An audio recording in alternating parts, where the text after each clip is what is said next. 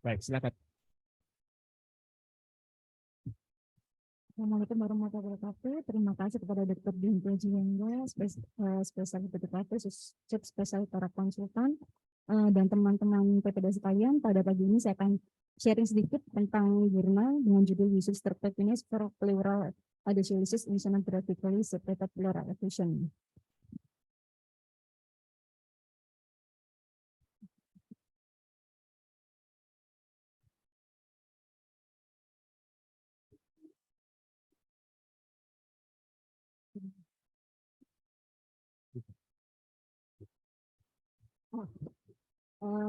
Jurnal ini dari Egyptian Journal of Chest Disease and Tuberculosis pada tahun 2015. Sebelumnya kita telah ketahui efusi pleura merupakan akumulasi cairan di rongga pleura, di mana ada yang bersifat tersudat dan eksudat. Transudat biasanya terjadi peningkatan tekanan hidrostatik ataupun penurunan dari tekanan entrotik, biasanya pada pasien-pasien dengan CHF, sirosis hepatis, sindrom nefrotik ataupun hipoalbumin. Dan dapat kita dari hasil analisis cairan pleura, nilai dari protein dan LDH-nya rendah. Kemudian kalau infusi pleura eksudat diakibatkan oleh terjadi inflamasi dan peningkatan dari permeabilitas dari kapiler, biasanya dapat kita temui pada pasien-pasien dengan pneumonia, kanker, TB ataupun autoimun, dengan ditandai dengan hasil analisis cairan pleuranya protein dan LDH-nya tinggi. Di sini dari penelitian dari Chung et al. Dikatakan ternyata bahwa apabila kita melakukan terakosintesis berulang selama 3 hari, akan terjadi peningkatan dari penanda inflamasi seperti TNF-alfa, interleukin-8, neutrofil, dan akan mengaktifasi dari kaskade koagulasi. Dan ini dapat diukur dari plasminogen aktivator inhibitor 1. Dan dari penelitian Chung et al. Ini juga dikatakan bahwa pada hari ke-6 biasanya 42% itu akan menjadi efusi pleura bersepta dan dapat dilihat dari USG torak. Di sini ada contoh dari USG toraknya, di mana di sini akan apabila terjadi aktivasi kaskade koagulasi akan menghasilkan pengendapan fibrin dan membentuk benang fibrin. Kita mulai untuk sebagai pendahuluan, di mana efusi pleura bersepta dapat dibuktikan dengan pemeriksaan USG torak. Didapatkan intent fibrin atau septa yang mengambang di dalam rongga pleura. Terdapatnya adesi merupakan prognosis yang buruk bagi pasien dengan efusi pleura eksudat yang menyebabkan kesulitan dalam drainase cairan pleura. Diharapkan dengan adanya fibrinolitik intrapleura menjadi pilihan terapi yang aman, mudah, dan hemat biaya serta menjadi alternatif selain tindakan VATS ataupun torakotomi konvensional. Jurnal ini merupakan studi kasus prospektif melibatkan hanya 25 pasien dengan efusi pleura bersepta di rumah sakit di Mesir. Dilakukan pada September 2013 hingga September 2014. Terdapat 6 kriteria inklusi. Yang pertama, pasien efusi pleura dengan etiologi yang telah diketahui, didapatkan adanya adesi intrapleura pada pemeriksaan USG torak, merupakan indikasi untuk dilakukan drainase cairan, dan apabila torakosintesis sulit dilakukan dan terjadi gagal drainase cairan pleura setelah 24 jam pemasangan chest tube, di mana telah kita pastikan chest tube-nya sudah patah dan tidak buntu, dan yang paling penting pasien setuju berkontribusi dalam penelitian ini. Dan terdapat 4 kriteria eksklusi, apabila pasien dengan trauma parah, perdarahan ataupun stroke akut, pasien dengan gangguan perdarahan, pasien menggunakan terapi antikoagulan, atau pasien yang memiliki riwayat penggunaan streptokinase dalam 2 tahun sebelumnya. Otomatis sebelum protokol terapi kita telah melakukan anamnesis serta pemeriksaan klinis dan juga pemeriksaan dari profil koagulasi. Pasien juga telah kita lakukan pemeriksaan ronsen torak dan USG torak. Ini adalah protokol terapinya. Saya rangkum, di mana semua pasien telah dipasang dengan chest tube ukuran 24 hingga 32 frame. Akan dilakukan pemberian dosis pertama fibrinolitik. Dalam jumlah ini yang dipilih adalah streptokinase setelah 24 jam pemasangan chest tube. Sebelum pemberian fibrinolitik ini, pasien tidak diberikan premedikasi ataupun analgetik, di mana streptokinase akan diberikan dosis 250.000 international unit yang dilarutkan dalam 40 mili normal salin dan dimasukkan melalui chest tube. Posisi pasien adalah lateral decubitus ke arah paru yang sehat selama instilasi. Kemudian chest tube akan diklem selama 2-4 jam dan pasien akan kita minta untuk mengubah posisi berulang kali, dan pasien akan kita minta untuk bed rest. Kemudian selama protokol ini juga akan dihentikan bila terjadi komplikasi parah dan hanya cairan yang keluar itu kurang dari 100 mili setelah 24 jam pemberian. Namun, bila cairan pleura yang keluar itu lebih dari 100, dapat kita lanjutkan pemberian fibrinolytik maksimal 14 dosis. Setiap harinya akan dilakukan pencatatan dosis dan pencatatan dari jumlah cairan yang keluar, serta akan dilakukan osteoterapi. Di sini ada evaluasi dari efusi pleuranya. Dalam jurnal ini untuk tindakan CXR itu hanya dilakukan sebelum pemberian dan saat pasien dipulangkan. Ada 5 kategori. Kategori 0 tidak ada perubahan. Kategori 1 perubahan hanya kurang dari 1/3. Kategori 2 perubahan sepertiga atau 2/3. Kategori 3 perubahan lebih dari 2/3 namun tidak hilang sempurna. Ataupun kategori 4 hilang sempurna secara radiologis. Sedangkan ini ada evaluasi menurut USG toraknya saat pasien pulang dibagi menjadi 4 kategori. Kategori 0 tidak ada perubahan pada USG torak. Kategori 1 terjadi disolusi adesi di beberapa bagian. Kategori 2 terjadi disolusi adesi di semua bagian namun masih ada sisa lesi. Kemudian kategori 3 terjadi disolusi adesi total tanpa sisa lesi. Di jurnal ini dikatakan bahwa apabila ada sisa lesi pleura dapat dicurigai itu sebuah fibrosis paru, pleura ataupun nodul dan masam. Dan jurnal ini untuk outcome definition dibagi 3.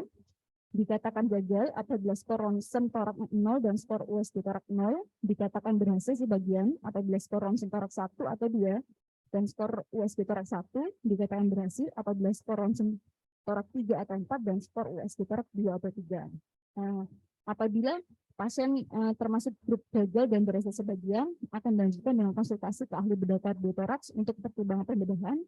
Apabila pasien dengan termasuk grup berhasil, akan dilakukan pelepasan chest tube dan pasien dipulangkan. Untuk komplikasi yang perlu diawasi seperti demam, nyeri, reaksi alergi, perdarahan, dan perubahan hemodinamik. Pada jurnal ini, analisis statistik dengan t-test untuk membandingkan antara volume yang dikeluarkan sebelum sudah pemberian streptokinase, di mana terdapat perbedaan signifikan dengan nilai P kurang dari 0,05. Ini adalah hasil dari penelitiannya. Dari 25 pasien, 16 pasien adalah laki-laki, 9 pasien perempuan. Untuk etologinya, 36% dengan emphysema, 28% dengan efusi parapneumonik, 24% dengan efusi malignan, 8% dengan efusi et causa TB, dan 4% dengan plug atau toraks. Ini adalah perbandingan dari cairan volume cairan pleura sebelum dan setelah pemberian streptokinase, di mana ratanya untuk sebelum diberikan streptokinase adalah 246,8 dan setelah pemberian streptokinase meningkat menjadi 1.308,4. Ini ada range dosis yang diberikan pada grup yang berhasil.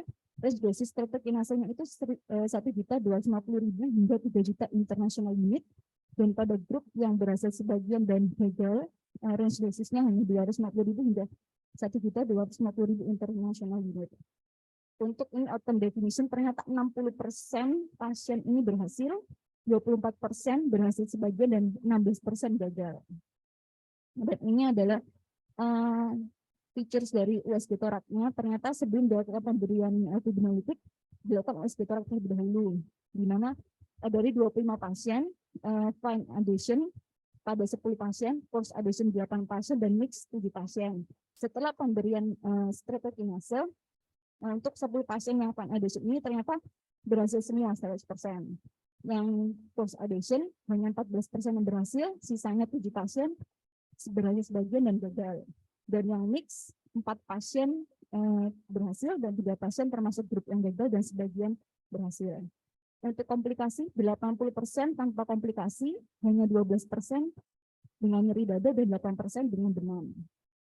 Karena diskusi, ternyata terapi fibrinolytik ini pertama kali dikenakan oleh Pila dan Sherry pada tahun 1909 untuk terapi emphysema dan efusi parapneumonik komplikata. Kemudian diperkenalkan kembali oleh Beck et al. Pada tahun 1977 dengan menggunakan streptokinase yang lebih murni. Agen fibrinolytik ini menjadi pilihan yang lebih aman, mudah dan hemat biaya untuk tata laksana adesi dan populasi paru. Di sini kita bandingkan, kalau pada panel ini hanya 25 pasien infusi pleura yang didapatkan adesi intrapleura pada USG torak, Dan kasus yang paling umum 64% dengan emfyema dan efusi parapneumonik. Nah, berbeda dengan penelitian Abu Daf et al. Pada tahun 2012, di mana subjeknya lebih banyak, 237 pasien, dan kasusnya pun sama, 68% adalah emfyema dan efusi parapneumonik penderita. Kemudian kami bandingkan lagi dengan penelitian lain. Kalau penelitian ini dia menggunakan streptokinase dengan dosis 250.000 international unit. Penelitian yang lain, Subramanian et al. Tahun 2018 dengan subjek 51 pasien dan dia menggunakan urokinase dengan dosis 100.000 unit international unit per 8 jam. Pada penelitian Subramanian ini dipilih urokinase karena waktu paru plasma lebih cepat serta kemampuannya itu secara langsung dapat mengaktifkan plasminogen mendeteksi. Untuk keberhasilan pada penelitian ini 60% kasus berhasil sesuai dengan penelitian yang lain. Penelitian Pence et al. Keberhasilan 61%, Taylor et al. 67%, nah, dan penelitian Sanchez et al. Hingga 92% berhasil, dan Belkin et al. Hingga 82% pasien berhasil. Untuk penelitian ini, USG Torak ini digunakan untuk alat diagnostik serta evaluasi dari pemberian fibrinolitik. Sedangkan kalau pada penelitian et al. Pada tahun 2000, USG Torak digunakan sebagai indikator prognostik dari emfyema. Untuk komplikasi, penelitian ini 12% dengan nyeri dada dan 8% dengan demam. Berbeda dengan penelitian Taylor, hanya satu pasien yang mengeluhkan ketidaknyamanan pada dada. Ini untuk kesimpulannya, pemberian agen fibrinolitik secara intrapleural dapat dipertimbangkan pada efusi pleura bersepta sebagai terapi yang aman dan efektif, serta mengurangi indikasi atrasi. USG Torak digunakan untuk menilai respon terapi dengan menilai adesi. Diperlukan penelitian lebih lanjut menggunakan streptokinase ataupun agen fibrinolitik lainnya dengan jumlah pasien lebih besar. Ini adalah salah satu contoh kasus dokter. Ini adalah pasien dengan efusi pleura bersepta. Ini di rumah sakit swasta di Gresik, dokter. Sebelum pemberian fibrinolitik, ini USG Toraknya kita lihat bersepta di Jakarta pada tanggal 15 Maret 2022, dan ini baca XR-nya pada tanggal 18 Maret 2022. Kemudian pasien direncanakan untuk pemasang pigtail dan pemberian di sini dipilih aktilase atau alteplase dokter dengan rencana awal diberikan 50 mg, namun pasien hanya kami berikan 40 mg karena terjadi efek samping. HB pasien awal 10 turun jadi 7. Kemudian kami CXR, ternyata opasitasnya lumayan menipis dan total cairan setiap kali diberikan itu keluar 1000 mili dan pada dosis keempat hanya 800 mili. Kemudian ternyata pasiennya memang banyak venesan, kami lakukan bronkoskopi di Sutomo dengan adenokarsinoma dan adenovirus positif. Terima kasih Bapak.